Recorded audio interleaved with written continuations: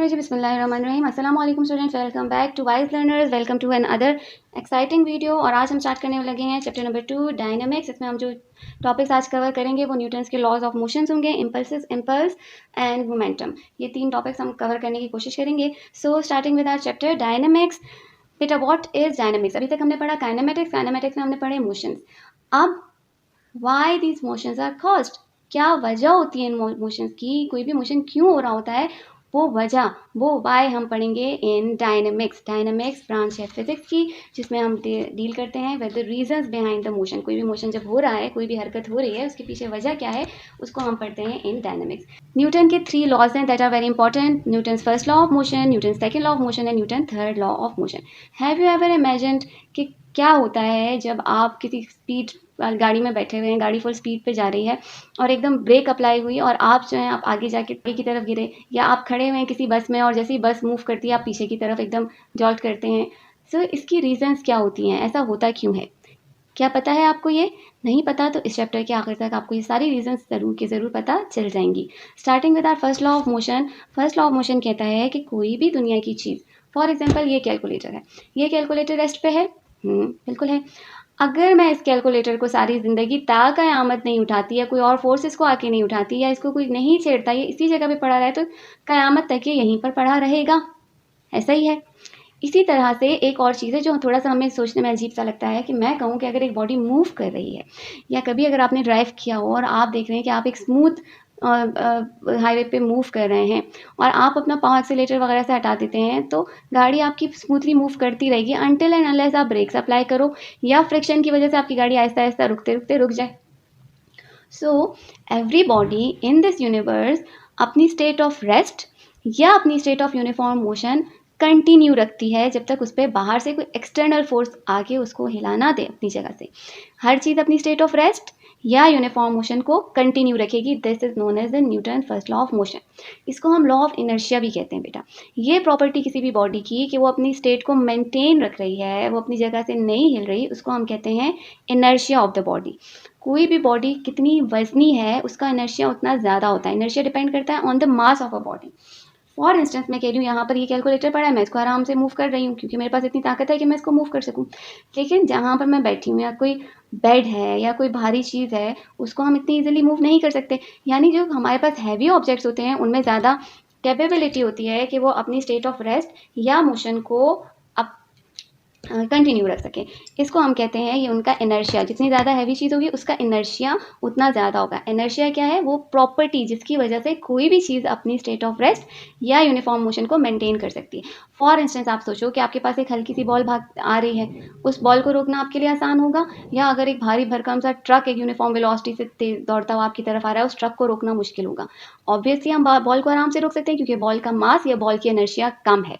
So the property by virtue of which a body maintains a state of rest or of uniform motion is known as the inertia. Now moving towards the second law of motion. Second law of motion हमें कहता है कि force is equal to ma. Newton का second law of motion हमें ये वाली equation और इसके बीच में बनने वाले रिलेशन को समझाता है। बेटा न्यूटन का सेकेंड लॉ कहता है कि जब भी किसी बॉडी में एक्सेलरेशन प्रोड्यूस होती है वो डायरेक्टली प्रोपोर्शनल होती है टू द फोर्स। कैसे समझोगे? आपने एक बच्चा है, बच्चे ने एक बॉल को किक किया, इसमें एक एक्सेलरेशन प्रोड्यूस हुई, लेट्स से 2 मीटर्स पर सेकेंड। उसी बॉल को एक बड़े आदमी ने किक किया विद लार्जर फोर्स, ज़्यादा फोर्स के साथ किक किया, तो लेट मी से कि जिसमें एक्सेलरेशन थी दैट इज 10 मीटर्स पर सेकेंड स्क्वायर। क्या चीज़ चेंज की हमने? फोर्स चेंज की। फोर्स हमने कम से ज़्यादा की तो एक्सेलरेशन भी ज़्यादा हो गई। जितनी ज़्यादा फोर्स उतनी ज़्यादा एक्सेलरेशन, यानी acceleration is directly proportional to the force. अब दूसरी कंडीशन में हम क्या कर लेते हैं, हम इन्हीं इसी बड़े वाले आदमी के सामने 2 चीज़ें रखते हैं। एक तो हमने छोटी सी बॉल रखी जिसको इसने किक किया अपनी फोर्स से, लेट्स से जो फोर्स अप्लाई कर रहा था वो 10 न्यूटन की थी। 10 न्यूटन की फोर्स से जब इसने इस बॉल को किक किया तो बॉल की जो एक्सेलरेशन थी दैट इज 10 मीटर्स पर सेकेंड स्क्वायर। इस एक्सेलरेशन से बॉल उड़ती हुई चली गई। लेकिन अगर यही साहेब किसी बड़ी सी किसी बड़े से हैवी मास को या किसी गाड़ी को किक करते हैं इसी 10 न्यूटन की फोर्स से, तो बहुत हल्की सी इसमें मूवमेंट होगी या नहीं होगी? ऐसा ही होगा। सो हमने कहा कि एक्सेलरेशन, जिसमें एक्सेलरेशन प्रोड्यूस हुई है सेकंड केस में, वो इन्वर्सली प्रोपोर्शनल है टू द मास। जितना छोटा मास था उतनी ज़्यादा एक्सेलरेशन थी, जितना बड़ा मास है उतनी कम एक्सेलरेशन है, यानी acceleration is inversely proportional to the mass. So हम कह सकते हैं कि acceleration is directly proportional to the force and inversely proportional to the mass. या अगर हम कांस्टेंट हटा देते हैं, हम यहाँ पर साइन ऑफ प्रोपोर्शनलिटी हटा के कांस्टेंट लगाते हैं, तो हम कह सकते हैं एक्सेलरेशन इज इक्वल टू के एफ अपॉन एम। के की वैल्यू अगर हम 1 के इक्वल लेते हैं तो हम कह सकते हैं कि F is equal to M A, या acceleration is equal to F upon M और F is equal to M A. This is the second law of motion. Second law of motion हमें कहता है the acceleration of the an object depends on the mass of the object and the amount of force applied. Acceleration depends upon the mass of the object and the force applied on that body. ये है हमारे पास second law of motion. बेटा third law of motion बहुत आसान है, that is to every reaction there is an equal and opposite reaction. आप खेल रहे हो, ठीक है, ये बॉल से आप खेल रहे हो, आपने बॉल को थ्रो किया दीवार की तरफ, तो दीवार से बॉल हिट करके वापस आपकी तरफ आएगी. अगर आप इस बॉल को स्लोली हिट करते हो टू द बॉल तो बॉल स्लोली ही वापस आएगी. लेकिन अगर आप बहुत ज़्यादा ज़ोर से इसको हिट करोगे, ज़्यादा फोर्स से हिट करोगे तो ये टकरा के वापस उसी फोर्स से वापस आएगी. हल्की बॉल मारोगे तो हल्के से वापस आएगी, ज़ोर से मारोगे तो ज़ोर से वापस आएगी. इसका मतलब यह है कि to every action there is a reaction. आपने बॉल मारी दीवार को, दीवार ने बाउंस बैक किया आपकी तरफ, लेकिन जो रिएक्शन है वो इक्वल इन मैग्नीट्यूड है, मैग्नीट्यूड उससे इक्वल है, लेकिन डायरेक्शन जो है वो ऑपोजिट है. आपने इस तरफ थ्रो की और दीवार ने आपके पास बॉल थ्रो बैक की आपकी तरफ. आपके जहन में कुछ और एग्जांपल्स आ रही हैं अगर इन तीनों इक्वेशंस ऑफ मोशंस की, तो मेरे साथ ज़रूर कि ज़रूर शेयर करना है. पहली बात की तरफ आते हैं. मैंने आपसे टॉपिक स्टार्ट करते हुए पूछा कि आपको क्या लगता है कि जब भी गाड़ी तेज़ मूव करते हुए रुक जाती है या स्टॉप होती है तो आप एकदम आगे की तरफ जाके क्यों टकराते हो? बेटा होता ये है कि जब भी गाड़ी तेज़ मूव कर रही होती है आपकी बॉडी उसी रफ्तार से मूव कर रही होती है और आपकी बॉडी में इनर्शिया प्रोड्यूस हो गया. उस इनर्शिया की वजह से आप अपनी स्टेट ऑफ मोशन को कंटिन्यू करते हो और अचानक जब ब्रेक लगती है तो आप अपनी इनर्शिया की वजह से आगे की तरफ मूव कर रहे होते हो, जबकि गाड़ी जब स्टॉप हो चुकी होती है आप आगे की तरफ मूव कर रहे हो. गाड़ी स्टॉप हो गई, फोर्स लगा के गाड़ी को स्टॉप कर दिया गया, लेकिन आप पे कोई फोर्स नहीं लगी तो आप एकदम आगे की तरफ जाके गिरोगे due to the force of inertia. Now talking about our next topic that is momentum. Let us say अगर आपको पता चले कि खुदा ना खास्ता एक बंदा एक ट्रक से टकरा गया, ठीक है, ये ट्रक बना, ये बंदा इस ट्रक से टकरा गया. ट्रक का मास था 1000 kg और इस बंदे की टक्कर हो गई इससे. लेकिन मैं आपको बता रही हूँ कि बंदे को कुछ भी नहीं हुआ. जब बंदा था जो ट्रक से टकराया उसको कुछ भी नहीं हुआ क्योंकि ट्रक अपनी जगह पे खड़ा हुआ था और ये बंदा जाके उसे टकरा गया. ट्रक की वेलोसिटी कितनी थी? 0, मास था 1000 kg, ठीक है, बचत हो गई. लेकिन खुदा ना खास्ता अब मैं कह रही हूँ कि ये बंदा इस ट्रक से टकराया और उसके पर अखचे उड़ गए. इस सेकंड कंडीशन में क्या हुआ कि ट्रक जो है वो एक वेलोसिटी से मूव करता हुआ आ रहा था. लेट्स से उसकी वेलोसिटी थी 100 मीटर्स पर सेकंड. मास तो सेम था बंदे का भी और इस ट्रक का भी, लेकिन अब क्या सेकंड केस में क्या हुआ कि इसकी वेलोसिटी बढ़ गई. इसकी वेलोसिटी 0 से कितनी हो गई? 100 मीटर्स पर सेकंड. तो बेटा क्या फ़र्क पड़ा? कुछ नई चीज़ बनी ना. जब मास और वेलोसिटी आपस में कंबाइन हो गए तो इन्होंने एक नई किस्म की फोर्स को जनरेट किया जिसको हम कहते हैं momentum. Momentum is a product of mass into velocity.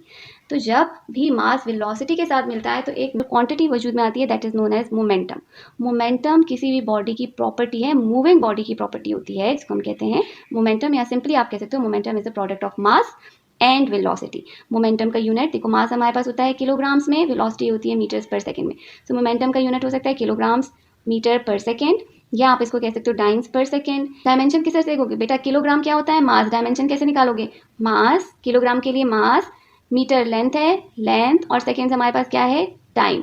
So dimension of momentum will be mass length into time, ठीक है, ये 1² नहीं है. देन हमें एक कंपैरिजन करना है कि कैसे मोमेंटम और सेकेंड लॉ ऑफ मोशन और लीनियर मोमेंटम आपस में इंटर रिलेटेड हैं. बेटा हम कह सकते हैं कि सम ऑफ फोर्सेस, जब भी एक सेकेंड लॉ ऑफ मोशन हमें क्या कहता है कि फोर्स जो होता है वो इक्वल होता है टू एम ए के, ठीक है. एक्सेलरेशन यहाँ पर हमारे पास किसकी इक्वल होती है? Acceleration is the rate of change of velocity, या delta V upon delta T, यही होता है. सो हम कह सकते हैं कि force is equal to M delta V upon delta T, कह सकते हैं ना. अब यहाँ पर देखो, mass into velocity, mass into velocity क्या हो गया बेटा? मास इंटू वेलोसिटी हमारे पास हो गया momentum. So force is equal to delta P upon delta T, या हम कह सकते हैं कि force is the rate of change of momentum. Rate of change of momentum is known as the force. एक और क्वांटिटी जो यहाँ पर आपको पढ़ाई गई है दैट इज इम्पल्स. बेटा इम्पल्स को समझने के लिए आप इसमें इसी बुक में दी गई एक बहुत अच्छी एग्जांपल है, इसको देखो. यहाँ पर ये रैकेट है, रैकेट के साथ बॉल दो तरह से टकरा रही है. एक तो बॉल बिल्कुल एज पे आके टकराई और दूसरे केस में बॉल बिल्कुल सेंटर में आके टकराई. ज़रा मुझे सोच के बताओ, जब एज पे टकराई तब इससे ज़्यादा फोर्स से बॉल आगे की तरफ मूव करेगी, या जब बिल्कुल सेंटर पे टकराई तब आगे की तरफ ज़्यादा जोर से मूव करेगी? कमेंट्स में बताओ. जब सेंटर में बॉल टकराएगी तब हमारे पास इसका जो इफेक्ट होगा वो बहुत ज़्यादा होगा, जिस पे फोर्स लगेगी उसका इफेक्ट ज़्यादा होगा. ऐसा क्यों होगा? जब बॉल बिल्कुल सेंटर में आके टकराएगी तो हमारे पास जो रैकेट और बॉल के बीच में टाइम है, जितनी देर तक फोर्स ने इस पर एक्ट किया वो बढ़ जाएगा. फोर्स और टाइम का एक रिलेशन जो बन रहा है वो हमें मिलता है इम्पल्स से. Impulse is equal to force into time. Force और टाइम का जो प्रोडक्ट होता है that is known as impulse. Force जितने ज़्यादा देर तक किसी ऑब्जेक्ट पे लगती है उसका उतना ही ज़्यादा गहरा असर होता है या इम्पल्स होता है. ठीक हो गया. बस बेटा हमने कहा कि impulse is equal to force into delta T. ठीक है. डेल्टा फोर्स हमारे पास क्या किसके इक्वल होता है, पीछे हमने पढ़ा, force is equal to delta P upon delta T.